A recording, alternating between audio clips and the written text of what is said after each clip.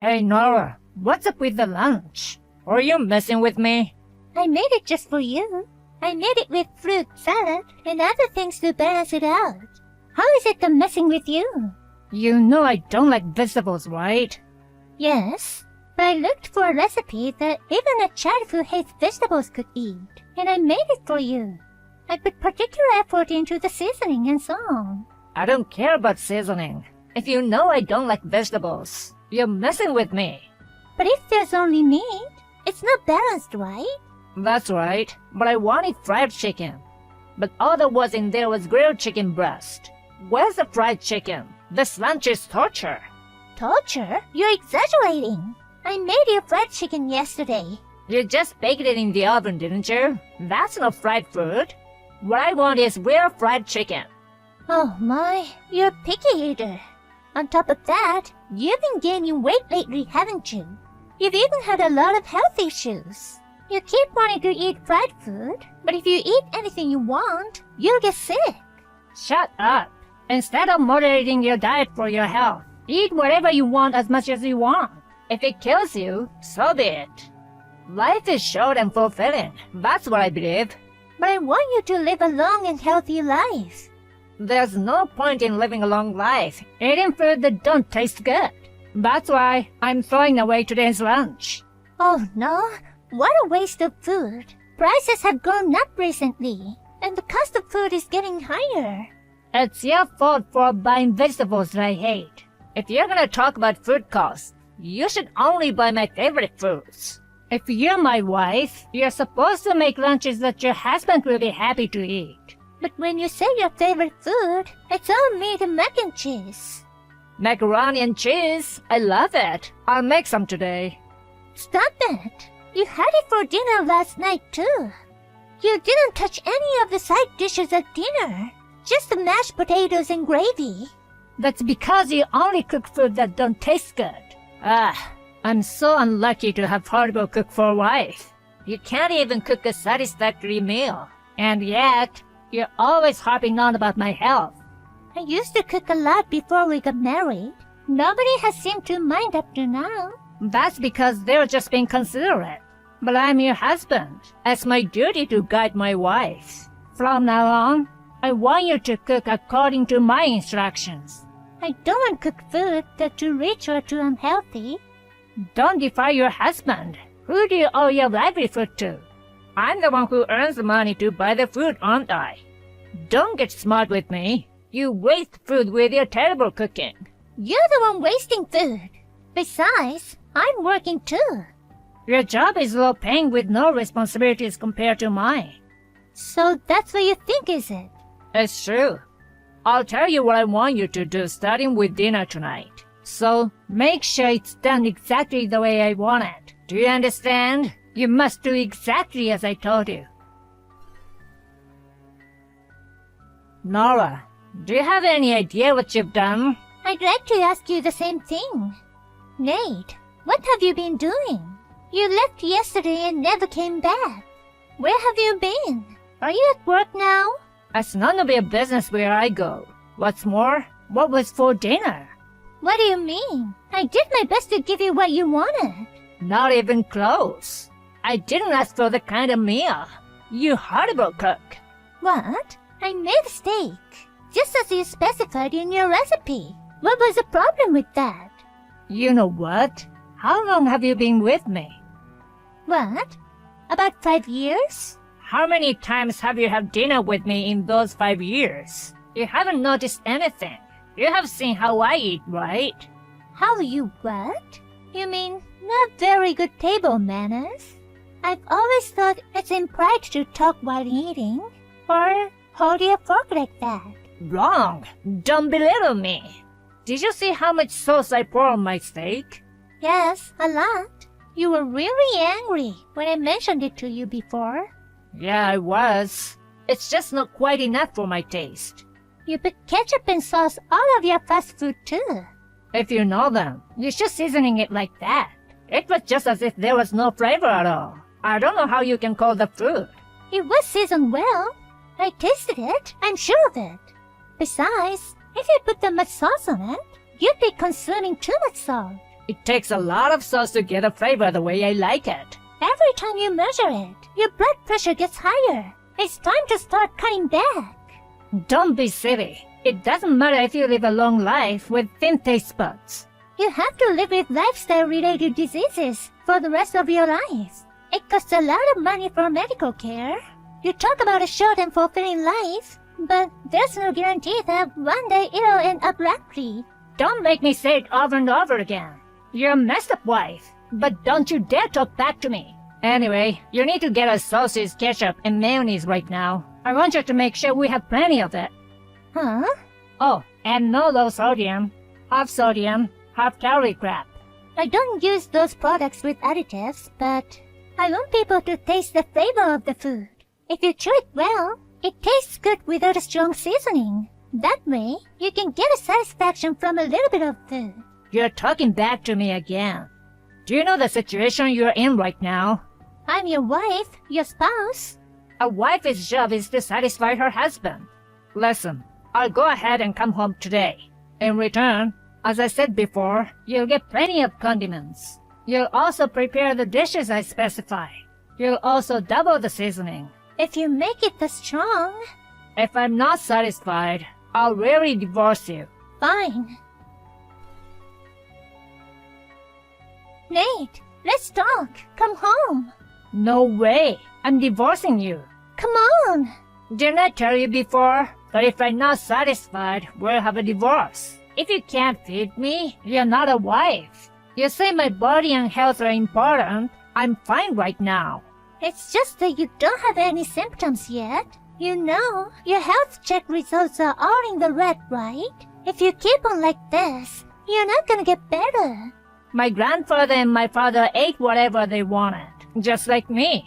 My grandfather lived until 80, and my father is still healthy. Both your grandfather and your father went to the hospital regularly, right? Of course, as you get older, you're gonna get a little wear and tear. It doesn't matter what you eat. If that's the case, it's 100 times better to eat whatever you want while you're still alive. Anyway, I'm sick of your cooking. Sick of it, but you hardly ever eat it. I hate it when you talk back to me like that. I'm going to be free to eat whatever I want now. Wait, that's really not enough for you to live on. I'll try harder to cook food that you can eat. You say that, and you're gonna put in vegetables and put less seasonings, aren't you? I'm not falling for that anymore. I'm saying that because I'm thinking of your health. Not necessary. You're messing with me. It's like you don't really know the situation that you're in. I already got the divorce papers. Fill them out when you get home. That's so cruel. Hey Nora, how are you? Are you still living health-conscious food? Nate, long time no see. How are you? I'm fine. No complaints when you can eat whatever you want. Everyone at work says I look great. I guess your screwy cooking was hard on me. I'm glad you let me go. Yeah, I hope you're well. The best thing for your health is to eat what you want and live a stress-free life. You're probably right. Wait, you should be honest with yourself too. Don't force yourself to be so health-conscious. I'm not like I'm forcing myself. I like vegetables. Jeez, you've been so stubborn again. Well, if you get jealous of my eating habits, you can call me. Your probably fried chicken isn't bad. I don't envy you. I'm afraid of you. Don't be so stubborn. Then you call me when you miss me. I don't mind if it's steak. No thanks. Nora, how are you? Hey Nate, I'm still here as usual. What do you want? I've been feeling a little under the weather lately. Oh, really? Are you busy with work? No matter how much sleep I get, I feel heavy and tired. My legs ache all of a sudden. It doesn't feel like a cold. It's just weird. That's terrible. If it continues, maybe you should go to the doctor. I'm sure your unhealthy diet is paying off. Hey, why don't you come live with me again? Huh? It's just that I've become so incapacitated that it's just hard to move, and the appreciation for you really sank in. You want me to take care of you? I mean, you could help me get up a little bit, like take me to and from the station. Even though we divorced, you were my wife once, right? Isn't it a wife's job to support her husband? I don't want to. No way. Besides, we aren't married anymore. Don't be so stubborn. You need money, don't you? I have enough to live on my own. Your job is simple job with no responsibilities. I have responsibilities. I make hospital food, according to the physical requirements of each patient. What? That's because I'm a hospital dietitian. You always seem to underestimate my work. So it's no wonder you don't remember. No. I didn't mean to condescend to you. I think you're doing a great job. That's why you care about my food. I think I would have cared, even if I weren't in the profession. You woke me up when I had to work. I can't get up by myself, and on top of that, I'm feeling sluggish. I'm late and missing work more and more, and the company is not happy. Let's get married again, and you can wake me up every morning like you used to. I decline. Nora, I'm sorry. Will you try again with me? I decline. Please, come on. I'm not a doctor. I can't fix your problems now. You should go to a doctor instead of depend on me, really. Doctors aren't my thing. Nora, I need help. Huh? What in the world? I went to the hospital because I suddenly felt pain all over my body. It's been a month since I told you to go, but... It was hard for me to find the courage to go. Anyway, the doctor was really pissed at me. Well, I can imagine. I was told I have severe diabetes, high blood pressure, cirrhosis, gout, and hyperlipidemia. A parade of lifestyle-related diseases. I was told that I should be hospitalized for health management right away. That's right. Well, work hard on your diet, because sometimes your numbers will settle down. Hey, you're the dietitian at the hospital, right? Would you cook for me? You're my wife. You're gonna have to support me. Because, you see, I'm really sorry. I don't want to. Huh? You told me before. You said you'd make me a recipe that I could eat. And the other day, it was all over the internet. They said that you're the creator of recipes that even people with dietary restrictions love. That was when I still had feelings for you as a wife.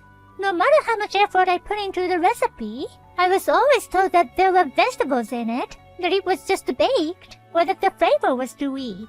I got tired of being told that the taste was bland and you getting angry at me. It was also sad to have a lot of sauce and ketchup poured on the dishes I had researched and made. Even my packed lunches got thrown away. I've had enough. I won't complain anymore, please. I want to eat the kind of food I read about on the internet. I refuse. If you've been told you need to be admitted to the hospital for controlled care, then grow up and get the treatments you need. Then I'll go to the hospital where you work. You know, my current workplace is not my former hospital. Huh? They moved me to another affiliated hospital in another state. Where is it? I'm not gonna tell you. Please, cook for me. I want to eat your food. You don't have to be so obsessed with me.